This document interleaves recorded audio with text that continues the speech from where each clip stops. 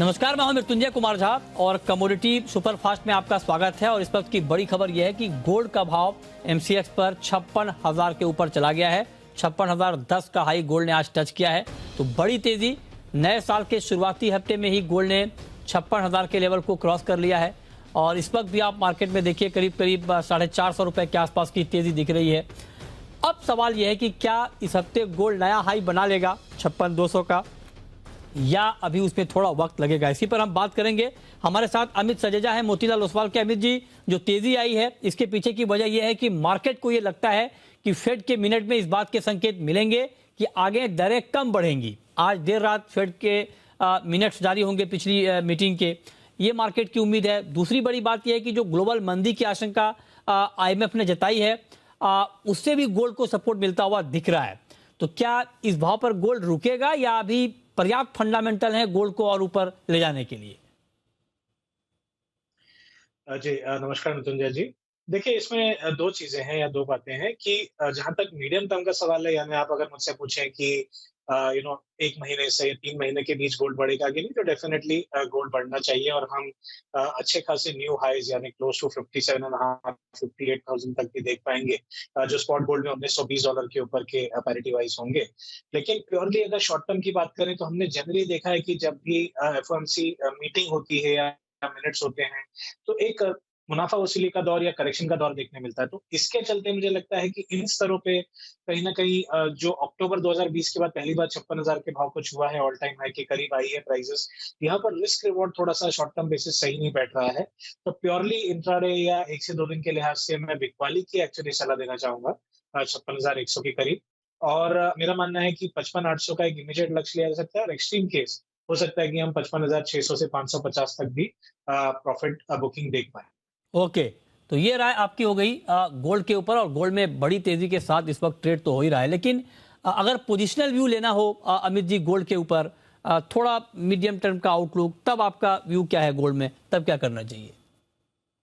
जी देखिए जैसे मैंने अभी डिस्कस किया कि मीडियम टर्म यानी 1.5 से 3 महीने का अगर मैं व्यू लूँ, यानी 4 से 8 हफ्तों का लगभग या उससे भी ज़्यादा का, तो कहीं न कहीं मुझे लगता है कि $1900 के पार प्राइसेज़ हो जाएँगी। 1920 से $1930 का एक मीडियम टर्म आउटलुक आ रहा है, जो एमसेक्स पैरिटी वाइज़ 57,500 से 58,000 के बीच की पैरिटी दिखा सकता है डोमेस्टिक मार्केट्स में। ओके, तो ये राय आपकी हो गई गोल्ड पर। और ये जो आप देख रहे हैं स्क्रीन पे, ये हम आपको 2 महीने में गोल्ड कितना बढ़ा है ये हम आपको दिखा रहे हैं। तो 50,000 से 56,000 का सफर तय किया है महज 2 महीने में। 3 नवंबर को 50,000 का भाव था, 4 जनवरी को 56,000 के भाव पर गोल्ड आ गया है। 6,000 रुपए की तेजी महज 2 महीने में आ गई है। ग्लोबल मार्केट में $250 से ज्यादा की तेजी 2 महीने में गोल्ड की कीमतों में आ गई है। तो बड़ी तेजी की तरफ गोल्ड का मार्केट इस वक्त बढ़ता हुआ दिख रहा है। चांदी पर आपका व्यू क्या है अमित जी? क्या सिल्वर भी उसी रफ्तार से ऊपर जाएगा जिस रफ्तार से गोल्ड जा रहा है? जी, बिल्कुल। देखिए, जनरली हमने देखा है कि गोल्ड जब ऊपर जाता है, तो चाँदी उसको ओवरटेक भी कर लेता है। गोल्ड सिल्वर रेशियो जो है, फिलहाल 77 के आसपास है, जो फिलहाल चाँदी को ज़्यादा फ़ेवर कर रहा है पोज़िशनली। क्योंकि मेरा मानना है या हमारे मोतीलाल ओसवाल में जो हमारा व्यू है, वो ये है कि 70 के नीचे ये रेशियो जा सकता है। इसका मतलब ये है कि चाँदी गोल्ड को ज़्यादा प्रोपोर्शनेटली ओवरटेक करेगी, यानी बढ़त ज़्यादा होगी। तो अगर मैं मीडियम टर्म आउटलुक लूँ यहाँ पर, तो हमारा मानना है कि 82,000 तक के मीडियम टर्म टारगेट्स यानी 3 महीने में टारगेट्स चांदी में देखने मिलेंगे। जबकि वेरी शॉर्ट टर्म बेसिस 74 से 75,000 का लक्ष्य लेके चला जा सकता है। ठीक है, तो ये राय आपकी हो गई गोल्ड सिल्वर पे। अब जरा क्रूड के फ्यूचर और ऑप्शन में बताइए सर, क्या ट्रेड बन रहा है आज के लिए? जी क्रूड में हमने दबाव आते हुए देखा है और पिछले 1.5 या 2 महीनों से हम लगातार देख रहे हैं कि ऊपरी स्तरों पे डिमांड जो है उभर कर नहीं आ रही है। हालाँकि $70-75 के बीच डब्ल्यूटीआई क्रूड में माँग उभर के आती है, लेकिन जैसे ही 82 से $85 के बीच जाता है, वहाँ से बिकवाली हावी हो जाती है। तो आई थिंक एक दायरे का ट्रेड है और इस दायरे के निचले छोर को फिलहाल प्राइसेज़ छू सकती हैं।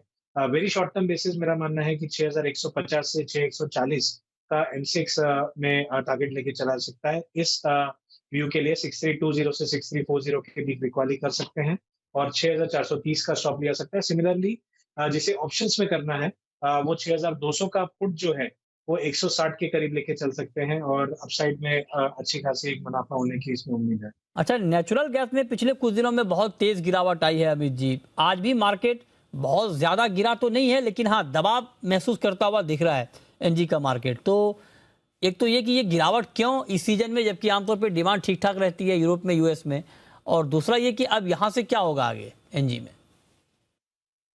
देखिए अगेन इसमें 2 बातें हैं कि अगर हम पिछले 2 या 3 साल की सीज़नैलिटी देखें तो क्योंकि मार्केट एक्सपेक्ट करता है कि जनवरी और फरवरी में तेज़ी आएगी, तो कभी-कभी डिसअपॉइंटमेंट डेफिनिटली आती है क्योंकि एक्चुअली तेज़ी जो बिल्डअप होती है वो अक्टूबर, नवंबर में एंटीसिपेशन में बिल्डअप होती है, जो इस बार भी हुआ था। और जब मार्केट ये देखता है कि उतने हद तक जो ठंड है वो नहीं है या उतना कंजम्पशन नहीं हो रहा है, तो मार्केट कहीं न कहीं अपने जो प्राइस है उसको रिट्रेस कर लेता है। इस बार भी यही हुआ है। जितनी मार्केट में फ़ियर था कि यूरोप में जो ठंड होगी या यूएस में होगी उतनी नहीं आई। इन्वेंटरी लेवल्स भी अगर हम देखें तो उतना बिल्डअप हमें नहीं दिखा पा रहा है या सॉरी ड्रॉडाउन नहीं दिखा पा रहा है। सिर्फ 80 टू 90 बीसीएफ का दिखा रहा है, जबकि इस सीज़न में कभी-कभी 200 से 250 बीसीएफ के भी हमें डिक्लाइन देखने मिले हैं इन्वेंटरी में। तो इस वजह से मार्केट में डिसअपॉइंटमेंट हुई है और ये एक फिलहाल एक करेक्टिव ट्रेंड में चल रहा है और मेरा मानना है कि जब तक 345 के ब्रॉडली प्राइसेस नीचे है तब तक करेक्टिव ट्रेंड जो है जारी रहेगा।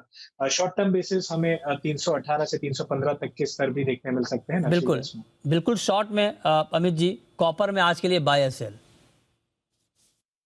देखिए कॉपर में फिलहाल अब इक्वाली की सलाह देना चाहूँगा 720 के करीब और मेरा मानना है कि 714 से 713 तक के स्तर देखने मिल सकते हैं। बहुत शुक्रिया आप अमित जी, आपका जुड़ने के लिए और ये तमाम कॉल बताने के लिए।